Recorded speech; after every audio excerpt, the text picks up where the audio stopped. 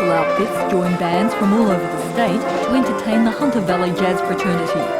It took 6 months of hard work, but organisers finally managed to bring together some of the top names in the jazz world.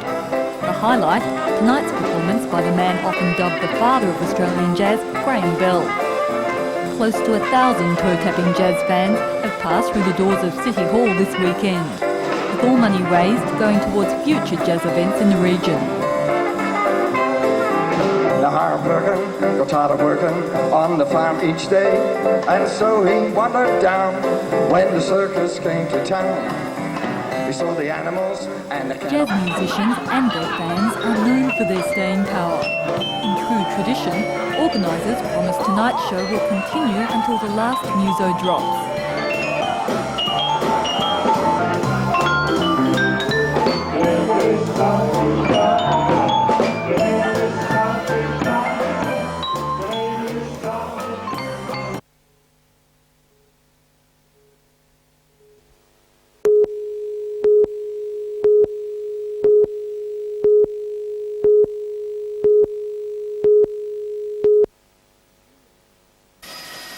Three of the former prison officers were charged on Friday and one yesterday after raids by the State Drug Crime Commission.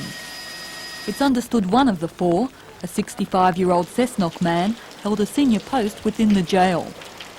Police allege the men each conspired to supply drugs to inmates between 1979 and 1983.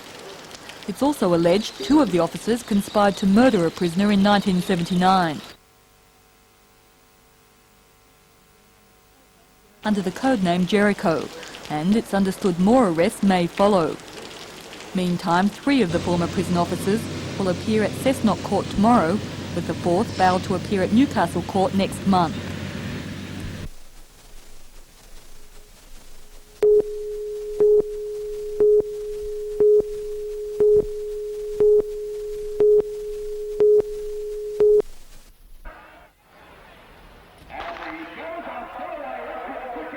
The runners stretched across the width of Industrial Drive, setting a cracking pace from the start. Newcastle runners Brian Morgan and David Rundle broke clear of the field early, setting the scene for a dramatic struggle as they pushed hard through King Edward Park. Morgan managed to find a little extra in reserve on the return leg, winning easily, covering the 10.4 kilometres in 31 minutes and 32 seconds. I was able to make a break on him coming down the hill from King Edward Park, and I just gradually pulled away from there. But still, it's always a hard run, no matter where you finish, first or even last.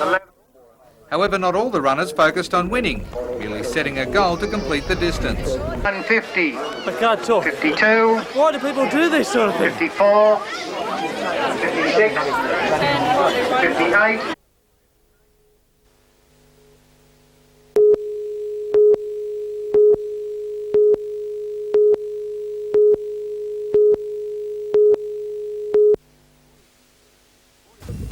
The 46 hectares have been under the threat of development for the past few years. Recent attempts by council to persuade the state government to purchase the land for open space has fallen on deaf ears. The government has told them earlier that there's no way that the government would purchase the land for the council. And the thing is, to show our bona fides, I believe the Mayor's gone the right way in saying, well, we're going to have to buy a portion of it to show good faith with the public and the people that wish to have that preserved. Alderman Tousis says council is not negotiating to purchase the whole site, just the area unsympathetic to construction. Although the acquisition is expected to be costly, council is confident that the payment will not be a lump sum, but will be spreading the financial burden over a number of years. Alderman Tousis also poured cold water on speculation that the Blacksmiths Caravan Park will be closed or relocated. Blacksmiths Caravan Park Committee has asked our property manager to come up with some figures on a re-evaluation of the park with a view to improving the whole area and the tourist section of it.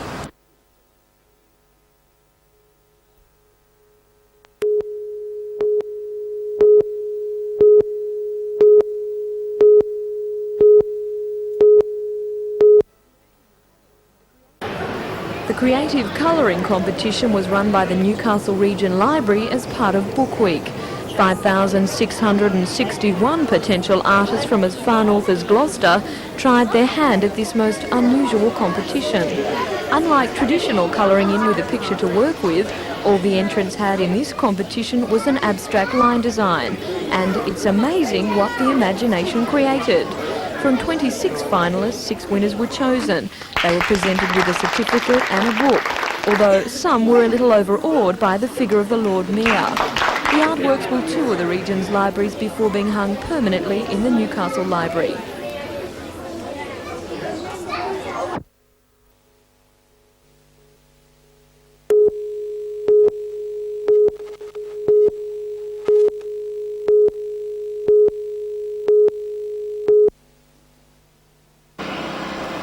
Newcastle City Council requires that Tavalon, the developer of the recently occupied tax office building, provide a supplementary car park for tax office staff.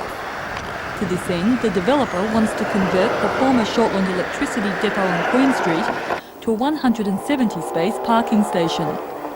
To facilitate the car park, the traffic management plan, recommending the installation of traffic lights at the Queen and Derby Streets intersection and the modification of traffic flow in nearby streets, was adopted by Council last night.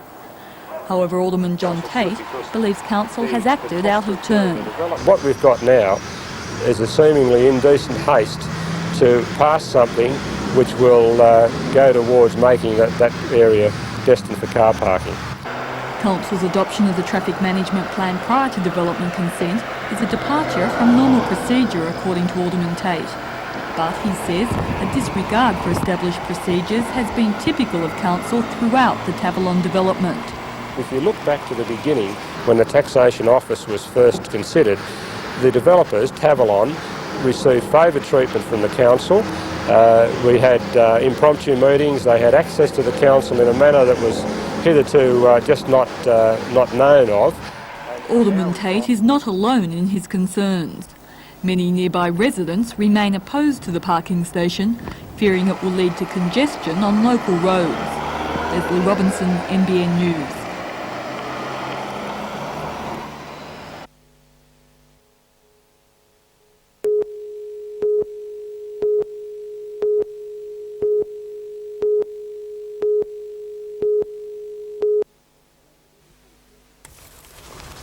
Around 32 teams will saddle up for these prestigious championships, which are a forerunner to the New South Wales state titles next weekend at Corindai.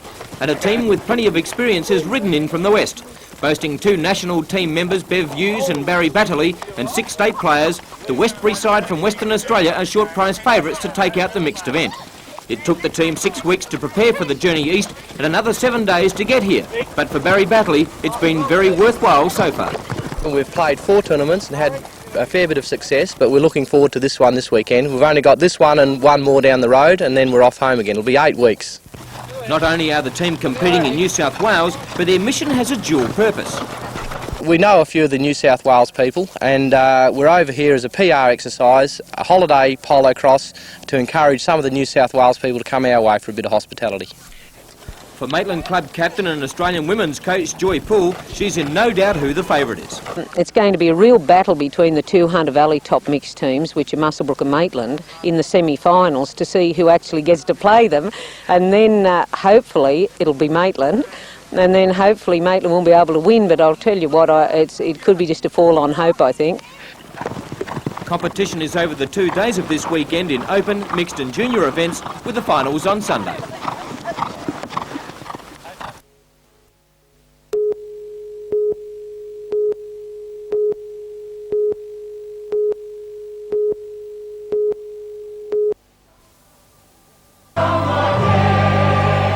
To a younger generation of Australians, Normie Rowe is the vibrant tenor playing the role of Jean Valjean in the smash hit musical Les Miserables.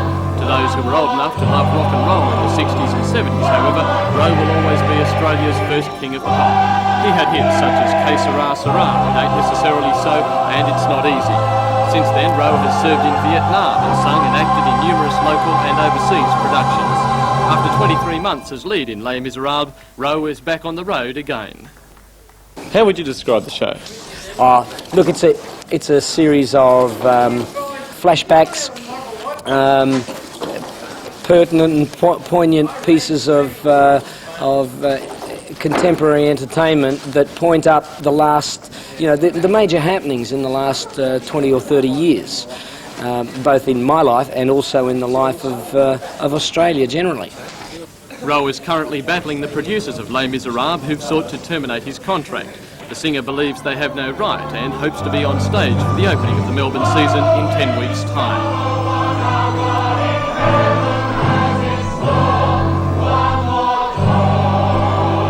That's still up in the air at the moment, but I certainly am anxious to fulfil my part of the deal. It ain't necessarily Rowe plays tonight and tomorrow at the Western Suburbs Leagues Club and Saturday night at the Cessnock Supporters Club. Saved my life.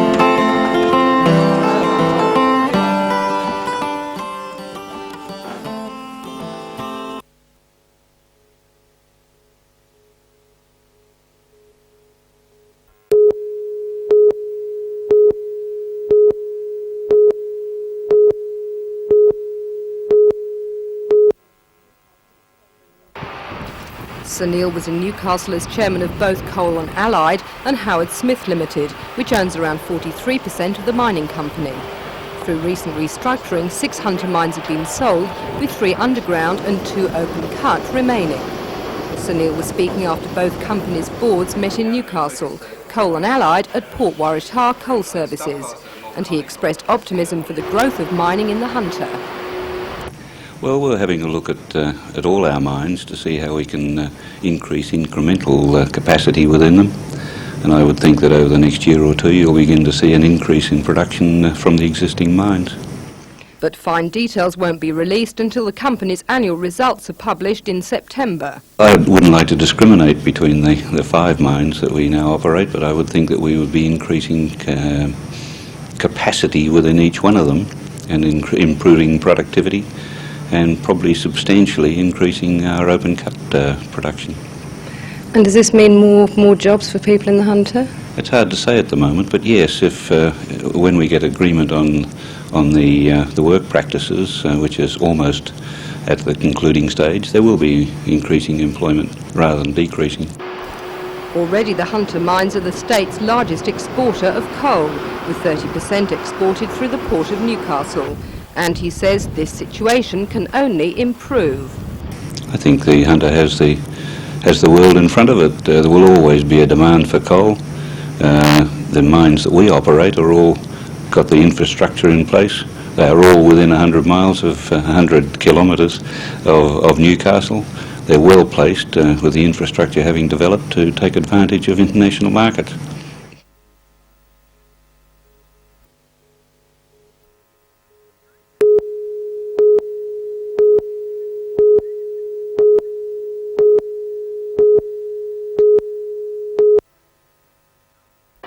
Nearly 3,000 people across the state are reported missing. Most of those are runaways, however a good percentage of people who just disappeared without a trace. Newcastle police are travelling through local shopping centres with a display detailing the last known whereabouts and names of people missing since the early 80s. The display also features 5 Newcastle people who have disappeared. Christine Dubakis disappeared from Tea Gardens, Amanda Robinson from Swansea, Robin Hickey from Belmont, Debbie Pritchard in Newcastle City, and the latest case, young Trevor Bernicle, disappeared last year after having an argument with his mother at their Toronto home. Constable Joe Watts says any sort of information about the people's whereabouts would be appreciated and would help a lot of grieving families. Well, if they've got any information about somebody here that they recognise, or even if they know the whereabouts of somebody, just a phone call to a local police station, or hopefully the missing persons unit in Sydney, where they've got direct contact with all the files.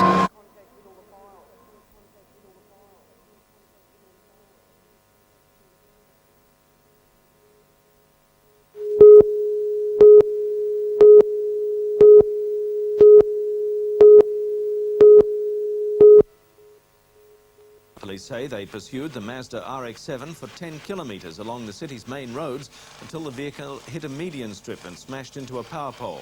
Rescue teams worked for almost half an hour to free the driver. He was rushed to hospital but died a short time later.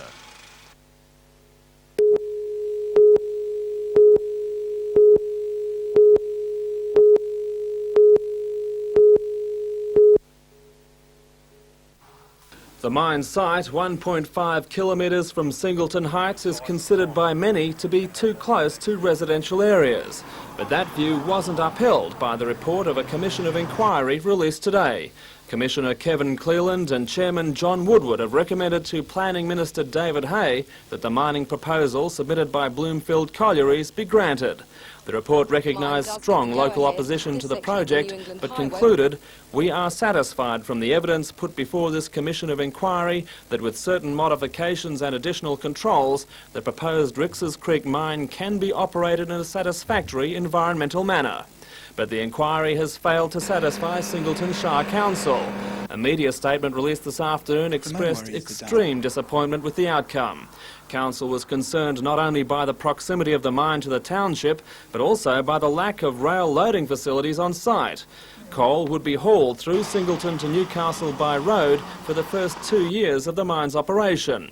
And Council wasn't convinced that moves to reduce noise and dust levels from the mine could be realistically enforced at a level unprecedented in mining history. The final decision still rests with the Minister, and it's likely he'll be the target of intense lobbying, not only by council and resident groups, but also by mine operators looking for less stringent controls on their proposed operation.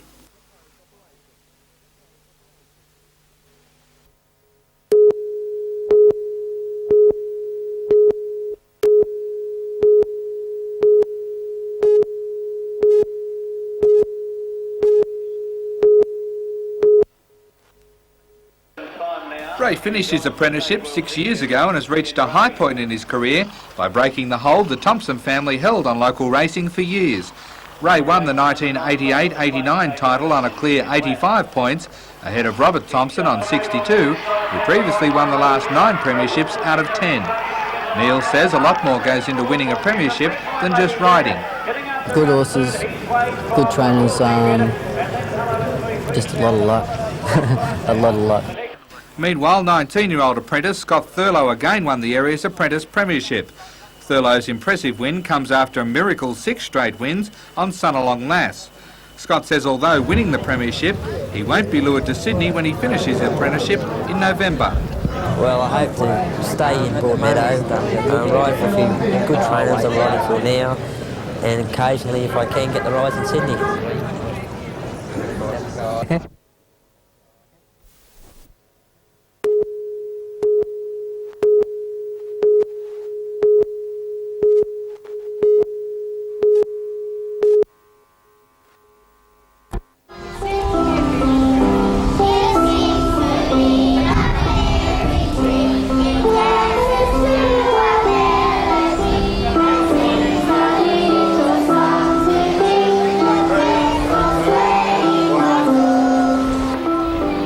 Wattle and the chances are you'll think of Australia.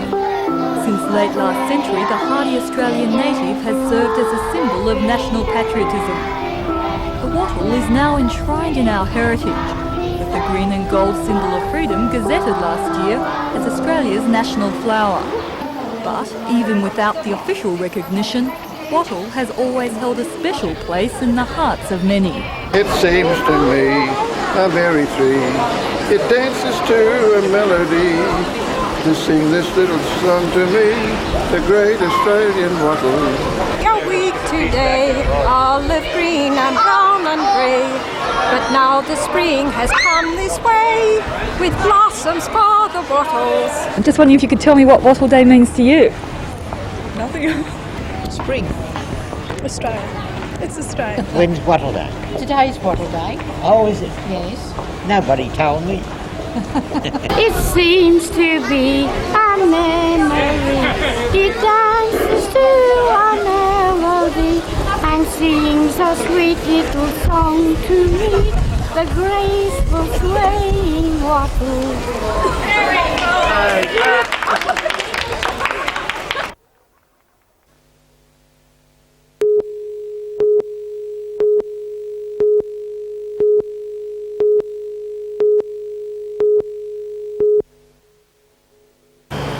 Detectives spent the morning sorting through an array of laboratory equipment and chemicals recovered during the raid on a house on Sedgwick Avenue in Edgeworth. It's estimated that up to $10,000 worth of equipment was uncovered, everything needed to produce amphetamines. The haul included a substance thought to be a very crude variety of speed, as well as a bottle labelled mescaline, another synthetic drug. Detectives say the man they arrested was a former student at Newcastle University's chemistry department. It's alleged the department was aware that valuable items of equipment were disappearing, and it was quickly realised that the items could be used in an illicit laboratory. Detective Constable Bob Robertson says the process for making speed is not only complex but risky. Unless the person's a very experienced chemist, the process could lead to an explosion. The chemicals involved are very volatile. What about the finished product? Is that also something that could pose a health risk? Certainly, if the person doesn't know what he's doing, and there's not a lot of people that know how to manufacture amphetamines, then he could well just be creating poison. Much of the equipment is expected to be returned to the university, but some items are being prepared for analysis by government laboratories in Sydney. An unemployed Edgeworth man has been bailed to appear in Newcastle local court at the end of the month on charges of manufacturing and administering a prohibited drug.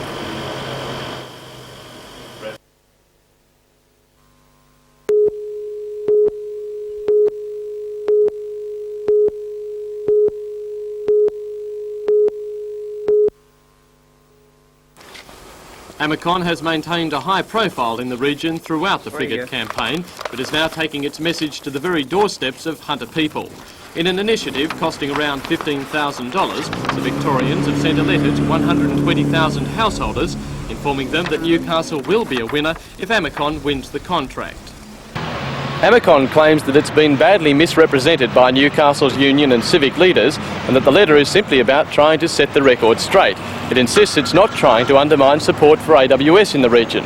However, that's not the way traders at Wallsend Plaza read it, and they've set out to give the Victorian consortium a postal slap in the face. A campaign to return the letters to Amicon in dramatic fashion has been started. Letters brought to the plaza will be stamped with an endorsement of AWS. On Tuesday, all those collected will be sent back to the sender. The people up here want AWS and nothing less than AWS. The Newcastle consortium is also not ignoring the Amicon push into the region, prompted Doug Rowe says by the Hunters' vocal support of AWS. It must be a very, very strong plus for us in the eyes of the Cabinet. The opposition must try and neutralise it. A news conference today signalled the start of a counter-attack, which will include advertisements and more messages of support from the Newcastle community. Doug Rowe is confident AWS has received the endorsement of the Defence Department and says in the next few days government perception of community support for both consortia could be crucial.